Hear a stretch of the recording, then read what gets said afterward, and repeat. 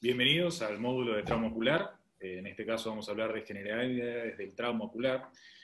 Los coordinadores Diego Decio, Pablo Paloni, quien les habla Andrés Rousselot, que invitamos a José González del Cerro, Alejandro Serén y Analía Tarditi.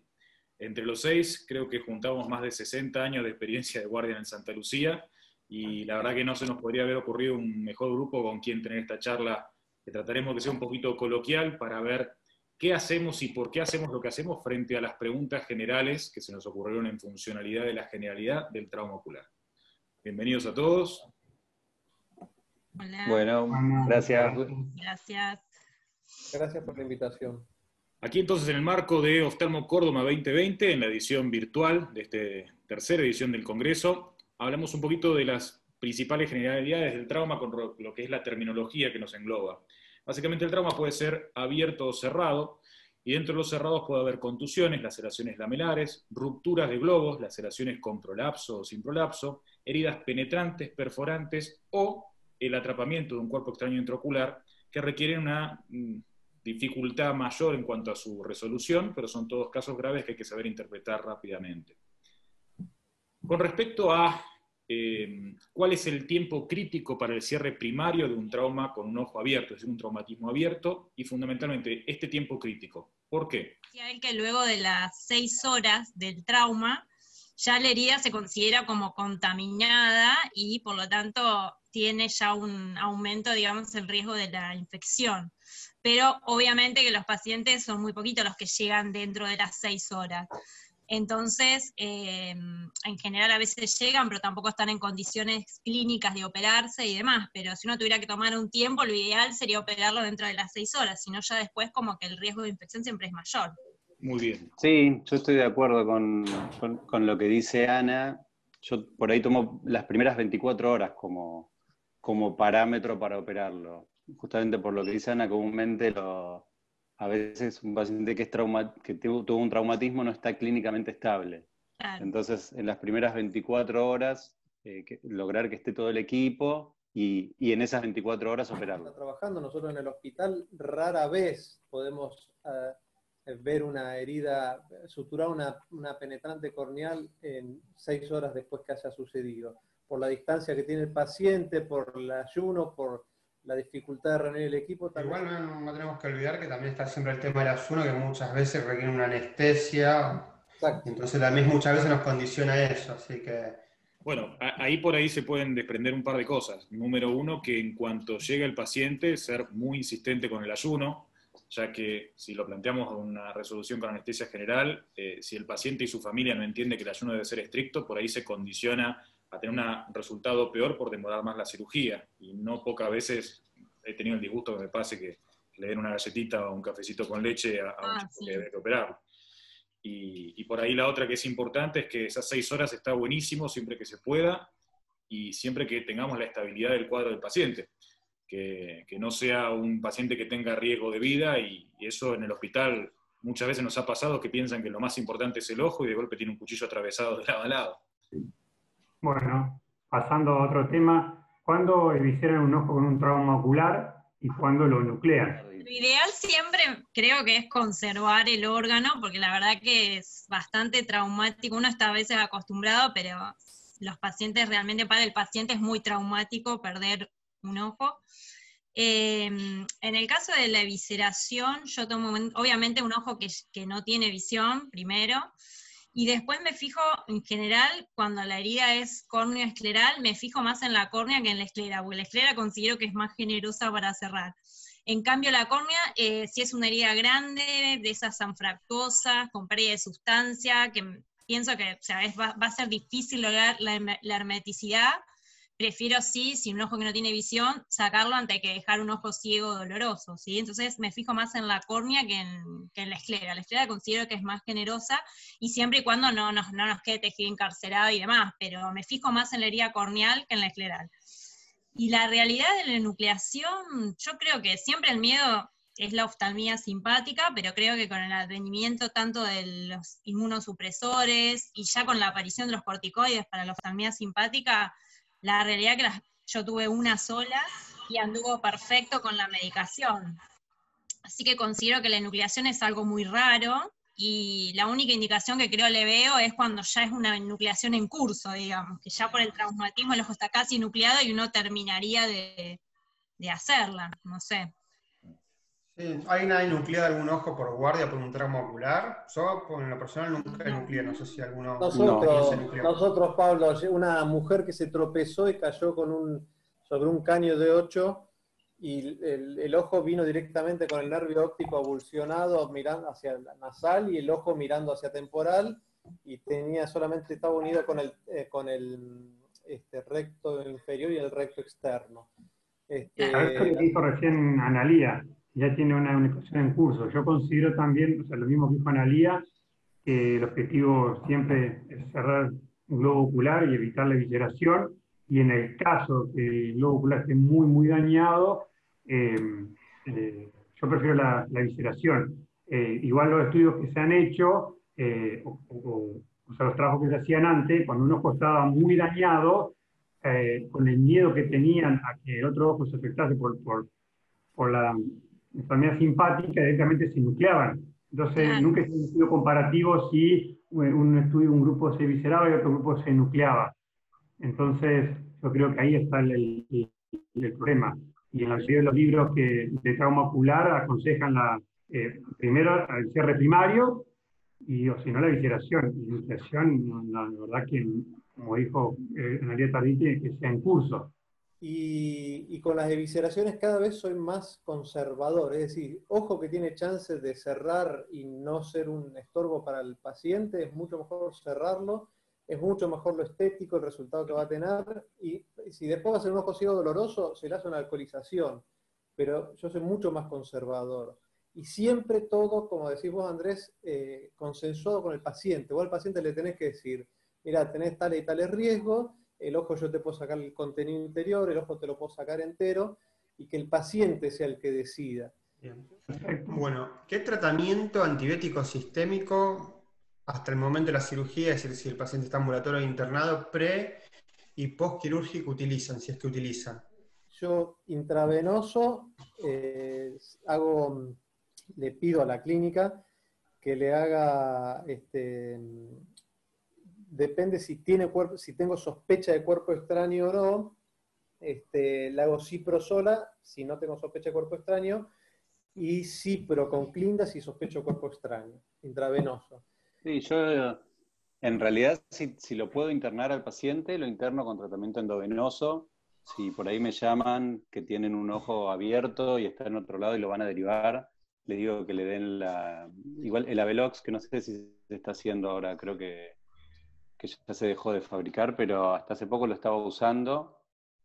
Pero si no, sí, como dice José, internarlo, tratamiento endovenoso, no tópico antes. Si el ojo está abierto, la verdad que no uso el tópico, prefiero que no se toque el ojo del paciente. Y después sí, post, una quinolona de cuarta tópico, y el tratamiento endovenoso yo lo uso 3 días y después completo 7 días, los últimos 4 días vía oral, se anda todo bien. Yo Es creo una que alternativa válida cuando el paciente no se puede internar y no le podemos dar endovenoso por alguna razón. Eso me parece la alternativa a considerar. La ciprofloxacina vía La oral. cipro, sí, Y también para el alta, para que continúe el alta con la cipro también. vía oral. Siguiendo un poco con la línea, si internamos a los pacientes, ¿no? ¿Ustedes los internan siempre a los pacientes? ¿Y cuánto tiempo es el que consideran terminar el paciente internado por un trauma penetrante? Bueno, en general, nosotros que estamos en el hospital, casi siempre se los interna también por una cuestión de que yo considero que 48 horas me parece un tiempo prudencial, te da tiempo para hacer estudios complementarios, una ecografía, por ejemplo, postquirúrgica, para ver cómo está el segmento posterior, o una radiografía o lo que sea para descartar fracturas orbitarias, y más o menos para ir chequeando cómo va la herida, ¿sí? Yo creo que entre 48 horas más o menos, si la herida va bien, ya se le podría dar el alta con antibióticos orales, ¿no? Depende un poco también el tiempo de internación de cómo sea la lesión, ¿no? Sí, en eso opino lo mismo. Como decía José, si es corneal y limpia, por ahí la verdad es que por ahí ni los dejo internados. Si por ahí concurre a la mañana y se puede operar en el mediodía, por ahí a la tarde ya le doy el alta. Pero si es corneal, o sea, si tiene compromiso escleral, y doy tratamiento endovenoso, mínimo lo dejo 3 días. Y si es un nene, 5. Sí, creo que las internaciones pasan más por una cuestión social y de sí. practicidad para el paciente que para una... Por ejemplo, yo lo que hago de trauma hoy por hoy es más que nada vinculado a RT, y de esos no interno a ninguno. Pero sí me aseguro de que tengan por lo menos 2 semanas de hotel habilitado para los controles y para tener disponibilidad de todos los estudios que puedan necesitar. Bien, utiliza profilaxis antibiótica, tópica prequirúrgica en el globo abierto, eso un poquito lo fuimos tratando en la pregunta anterior. En general... Sí, moxifloxacina, si se puede, digamos, si el paciente, yo creo que es segura y está más que probado que no es tóxica tampoco, o sea que se podría usar sin problema. Pero el tema es el costo también, ¿no? Pero bueno. Ahí hay... Yo la verdad que no la uso. Sí, yo no la uso por más de que pueda acceder el paciente y que la tenga. Prefiero que el ojo no se lo toque. A ver, supongamos, por ejemplo, vos, Diego, tenés un traumatismo que te das cuenta que tenés una herida penetrante, que estás lejos de otro médico que te pueda operar, pero disponés de lo que vos quieras médicamente. ¿Qué te harías? Yo me pongo un dodecadrón y me pongo las gotitas con muchísimo cuidado de no hacer compresión, por ejemplo. Yo, sí, o sea, si yo me pongo un globo ocular abierto y que sé que voy a demorar en realizar las cirugías, sí. Ustedes piensan que cuando se hacen cirugías de catarata, hay mucha gente que utiliza moxifloxacina para hidratar las paracentesis, o utilizan moxifloxacina intracamerular, o cefuroxima intracamerular, y es lo mismo, es un ojo abierto. O sea, por más que sea una cirugía de catarata, es lo mismo. Entonces, en realidad ahí no estoy tan de acuerdo, digo, porque no es lo mismo. Acá tenés un ojo que tuvo un trauma y que si vos lo apretás puede hacerle una evisceración que por ahí vos evitabas hacerla. Claro. Y al abrirle el ojo y al hacer la fuerza para abrir el ojo, podés provocar un mal mayor. Yo creo que hoy por hoy, si vos le das antibiótico está bien, estamos hablando siempre igual de operarlo en las 24 horas, ¿no? Sí. Creo que si vos te demorás 24 horas en operarlo, no le vas a cambiar el pronóstico por ponerle tópico o no ponerle tópico. Creo que tenés más riesgo de generarle un daño de que un beneficio. Es muy difícil, no sé si yo me he intentado poner gotas y la verdad que no es tan fácil. Y me imagino con un ojo abierto o menos. Sí, ahí entonces el factor limitante sería la posibilidad de hacerlo sin presión. Ahí lo malo no sería el antibiótico sin conservante, sino las chances que tiene de viscerarse ese ojo con la presión por la maniobra de colocarse la medicación. Y creo que eso es lo que hay que estar más atento, que no es lo que suelen decir los libros. Bien, ¿aplica antibióticos intraoperatorios en la reparación primaria del globo abierto, ya sea subconjuntival, intracameral o intravítreos? Si es así, ¿cuáles, cuándo y por qué? Una vez completamos la cirugía, sí uso mucho la subtenoniana, por ejemplo, de cefalotinidexa. Si la herida tiene signos de infección, o sea, está infiltrada, fue con un cuerpo, con un elemento cortante, tipo un cuchillo, madera, algo sucio, ya considero hacer siempre intravítreas de banco y septa. Y después la verdad que intracameral no. O sea, siempre hago la subtenoniana final y me fijo bien la herida y hago directamente intravítreas. Sí, yo ahí, como dice Ana, en realidad de rutina no, depende cómo esté el ojo. Si por ejemplo tenés una herida corneal, pero tenés hipopión, sí, ahí te doy un punto, te cierro la córnea y te hago un lavado de cámara con banco. Pero de rutina, no. Si no veo algo que me haga sospechar algo, no. O sea, ante signos de infección activa. Exacto. Si no, no. ¿Pero hacés intracameral solo y no intravítrea o las dos cosas? Y depende cómo lo vea. O sea, si es una herida penetrante corneal, que tengo una ecografía, que tengo limpio el vitrio y tengo el hipopión, la verdad que haría un lavado de cámara nada más. También la visión que tenga el paciente. La verdad que tendría que... Lo voy viendo con cada paciente, depende cómo lo vea, no tengo algo estandarizado. ¿Y en el suero antibióticos? No, yo no uso. Solamente No. Ringer limpio. Sí. Yo lo que utilizo para lavar con el Ringer es vancomicina. Y durante la cirugía lavo con Ringer, con vancomicina diluida, y es la misma que si es una herida penetrante corneal, la utilizo para hidratar para lavar e hidratar la cámara con vancomicina. Yo uso intracamerular de rutina si es una herida penetrante corneal, y utilizo para lavar vancomicina diluida. Y si es una escleral, que ya tiene más de 24 horas, por la misma lesión escleral, suelo hacer una intravítrea profiláctica. Es decir, ya presumo que pasó más de 24 horas, es un factor de riesgo para infección, y encima está comprometida la esclera, que el vitrio se multiplica por 7 el riesgo de infección, lo evalúo, pero por lo general suelo poner una intravítrea profiláctica en esclerales de más de 24 horas de evolución con prolaxo vítreo. Bueno, yo en mi caso, transportando un poco lo que hacemos desde la vitrectomía en endoftalmitis, por eso es un poco polémico, pero en general preparamos el suero con una ampolla de genta, de dexa y adrena, es decir, antibiótico corticoide y también para hacer vasoconstricción, que con eso realizaría la faco y la eventual vitrectomía. Siempre uso la subtenoniana de genta y dexa al final de la cirugía, y si llego a sospechar que el paciente puede estar en una condición donde se beneficiaría de una intravítrea, esos pacientes casi nunca se escapan al vitrectomo, es decir, tratamos de hacer la vitrectomía, y en caso de sospechar infección severa vamos a estar haciendo el suero cargado con vancomicina por un lado, y después se cambia con una dilución de Ceftar, si es que no tenemos ninguna muestra de con qué se pudo haber contaminado el ojo. Y en ese caso, yo sé que es polémico el tema del adicionado de drogas a los sueros, pero no hemos tenido ningún tipo de toxicidad y tampoco han proliferado infecciones posteriores.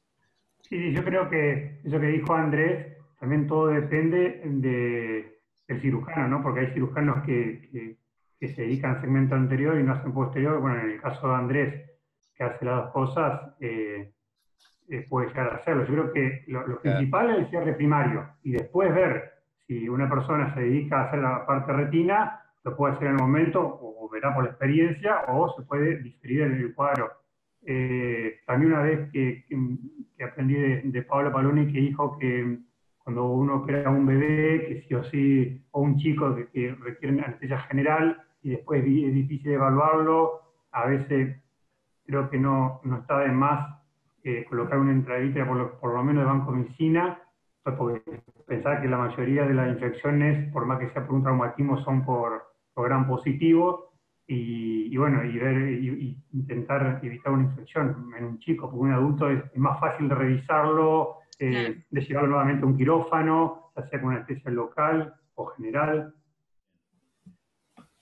Acá tenemos un breve repaso visual de lo que es la escala de trauma ocular, del score de trauma ocular, que vamos a hacer un breve repaso por las preguntas que siguen. Básicamente en el OTS, cuando uno lo ve en tablas, en un libro, es medio complicado de entender o de asociar realmente cómo se transfiere eso al pronóstico del paciente, pero en lo que consiste es en lo siguiente. Pacientes que parten de buenas agudezas visuales, parten de scores positivos, mientras mejor sea la agudeza visual, más alto el puntaje inicial, y las condiciones accesorias que tengan, como rotura del globo, endoftalmitis, herida perforante, desprendimiento de retina, defecto pupilar aferente relativo, observado en la lámpara de hendidura, van a interferir negativamente en los valores, bajando el score final. Entonces, pacientes que arrancan con buenas agudezas visuales generalmente tienen buenos pronósticos finales. Pacientes que arrancan con agudezas visuales peores y además tienen asociados otros cuadros, como ser endoftalmitis en este caso, y desprendimiento de retina, por supuesto tienen pronósticos peores. Y aquellos pacientes que ya arrancan con mala visión, no solo suelen tener asociados traumatismos más severos, sino que es raro que lleguen a pronósticos visuales mejores. Entonces, teniendo esto en cuenta, ¿qué factores sobre los cuales usted podría intervenir considera críticos para cambiar el pronóstico del trauma ocular? En el caso, por ejemplo, del trauma penetrante, supongo que bueno, el cierre primario lo antes posible es uno de los factores más importantes, y también diagnosticar los cuerpos extraños intraoculares también, para que se puedan extraer también lo antes posible por el servicio de retina. Y muchas veces, aunque en el caso de las heridas esclerales chiquititas, que uno dice, bueno, le hice un puntito y ya está, no olvidarse que a veces hay un desgarrito en la retina, o sea que hacer una oftalmoscopia binocular indirecta lo antes posible, porque a veces se puede fotocoagular el desgarro, y uno dice a veces, bueno, ya está, cerré el ojo listo, y a los 2 días o 3 tenemos el desprendimiento de retina. O sea, no olvidarse nunca, ante heridas chiquitas también, hacer una buena revisación de la retina y hacer una fotocoagulación si hace falta. Y en el caso de los traumas contusos, supongo, bueno, controlar la presión ocular siempre, el seguimiento, y diagnosticar roturas esclerales que también le van a cambiar el pronóstico al paciente, y muchas veces también informarlas y seguirlas, ¿no? Factores que nosotros podríamos intervenir es no hacer lo que uno no sabe hacer. Eso también es importante, y el tiempo, como decía Ana, hacerlo lo antes posible y no subestimar tampoco las heridas pequeñas. Eso. Para mí algo importante, nosotros somos cirujanos y habitualmente pensamos en la cirugía, y algo que es crítico es el seguimiento de estos pacientes, porque si los operamos y después nos olvidamos del paciente, capaz que al mes, a los 6 meses hace un desprendimiento de retina, a los 2 años en un glaucoma traumático, o a los 3 meses hace una oftalmia simpática. Para mí es crítico, tanto para el ojo traumatizado como el ojo contralateral, considerando una potencial oftalmia simpática, que yo tuve 3 pacientes con oftalmia simpática, es darle pautas de alarma y controles periódicos, claro, según la gravedad del caso, que pueden ser semanales, mensuales, pero no olvidarnos de que lo operamos al paciente y ya está solucionado el problema, sino que tiene un ojo traumatizado que lo va a tener de por vida, y capaz que en 2 años puede desarrollar un glaucoma traumático. Entonces es muy importante que muchas veces nos olvidamos como cirujanos del seguimiento después de ese paciente. Una cosita muy chiquita. Yo, aparte de estar en la guardia, estoy en el servicio de oftalmopediatría, y muchas veces me encuentro con suturas de nylon en conjuntiva, cosas que uno tiene que pensar en resolver la mayor cantidad de cosas posibles en un solo acto. Los chicos van en general con anestesia general, entonces uno tiene que tratar de hacer lo máximo posible en ese acto quirúrgico. No dejar colitas, usar Vicryl, si se puede poner la lente intraocular, ponerla en ese único acto, y no pensar, bueno, como un adulto, yo cierro y ya está, o le dejo estos puntos, total la semana que viene los cito y no se los saca nadie, al punto después quedan hasta los 20 años con los puntos hasta que se queda quieto la lámpara. Perfecto. Bueno, muchachos, hemos recorrido las 10 preguntas, les agradezco muchísimo su tiempo a todos, y la verdad que está muy bueno esto del diálogo, más que una charla exclusivamente donde todo lo demás tiene un rol pasivo. Les agradezco mucho porque sé que han contestado todos desde lo que hacen en serio, y que son gente que saben, y que tuve el gusto de aprender al lado de ustedes 5 cuando pasé por el Santa Lucía, así que para mí en lo personal ha sido un placer. Bueno, muchas gracias a todos. Gracias. También por el tiempo, por los comentarios, y la verdad que, como dijo Andrés, que vale a veces la experiencia, no tanto a veces lo que uno lee. Si bien es importante, cuando está con el paciente adelante, a veces es mucho más importante la experiencia que lo que está escrito. Bueno, muchas gracias a todos, y a los organizadores, los doctores Giovelina y doctor Rivero, por la invitación para participar de esta charla.